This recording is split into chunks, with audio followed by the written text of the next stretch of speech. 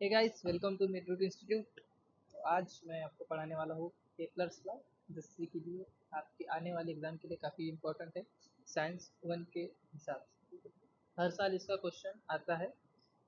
तो केपलर ने 3 लॉ दिए हैं। केपलर के आने से पहले हम यही सोचते थे कि जो सन जो प्लैनेट्स है वो सन के अराउंड सर्कुलर ऑर्बिट में है, ठीक है। लेकिन उसके बाद केपलर आए और केपलर ने 3 लॉ दिए। तो जिसमें से पहला जो लॉ है वो कहता है कि जो सारे प्लैनेट्स है वो सन के अराउंड एक इलिप्टिकल ऑर्बिट में घूमते हैं। तो जो इलिप्टिकल ऑर्बिट क्या होता है? एक ऐसे अंडाकार शेप का सर्कल होता है, ठीक है, जिसके दो फोकाय होते हैं। और इन दो दो फोकाय में से एक फोकाय में होता है सूरज, ठीक है। और इसके अराउंड जो है, इस ऑर्बिट में समझो अपनी पृथ्वी है, तो ये घूमती।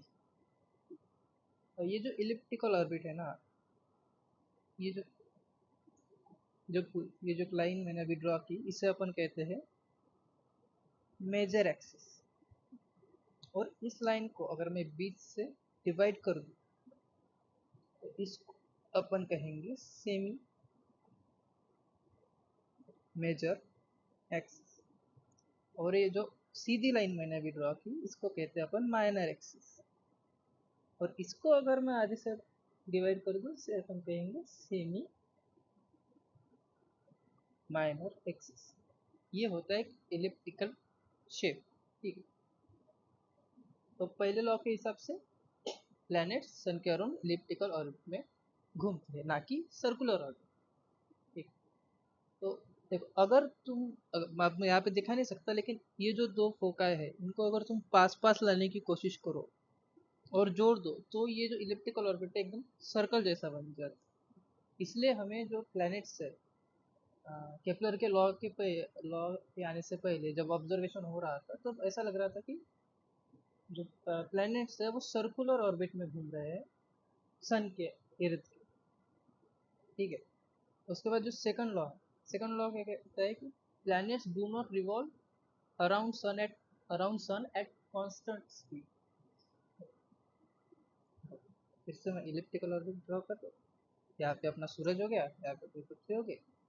तो जब जब पृथ्वी सूरज से दूर होती है, तो स्लो स्पीड से रिवॉल्व करती है। और जब पृथ्वी पास आ जाती है, तो इसकी जो स्पीड है वो बढ़ जाती है। तो पूरे और जब एक ऑर्बिट कंप्लीट होता है, तो उसमें जो प्लैनेट है वो कांस्टेंट स्पीड से नहीं रोटेट करता। उसी को और फॉर्मल लैंग्वेज में कहते हैं कि the planet sweeps equal area in equal interval of time. अब इसका क्या मतलब है कि देखो, अगर ये प्लैनेट पॉइंट ए से पॉइंट बी पे आ रहा है, मान लो 1 सेकेंड, ठीक है। अपना सन हो गया पॉइंट एस, ठीक है, मान लो। तो ये जो एरिया है एस ए बी, ये इतना area.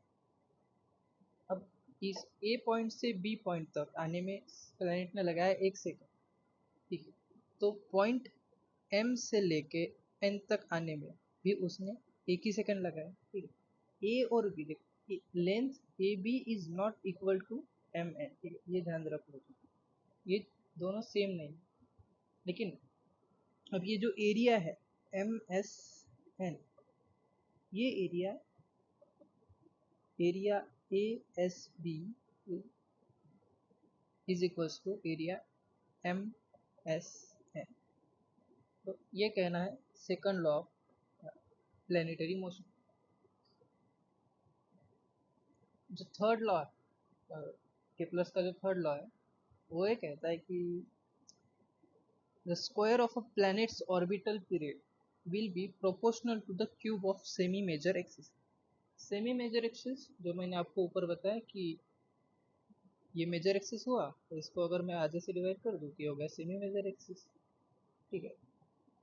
The square of any planets orbital period, तब जब जब एक प्लैनेट अपना एक पूरा चक्कर सूरज के अराउंड पूरा करता है, तो उसको जितना टाइम लगता है उसका स्क्वायर वो सेमी मेजर एक्सिस के क्यूब के डायरेक्टली प्रोपोर्शनल होता है। This is what third law of planetary motion states. तो ये थे केपलर्स के तीनों लॉ, ठीक है, इजी है और इम्पोर्टेंट है। तो thank you for watching, all the best for your exam. और कोई अगर क्वेश्चंस कोई डाउट हो, क्वेश्चन हो तो कमेंट कीजिए। Class dismiss.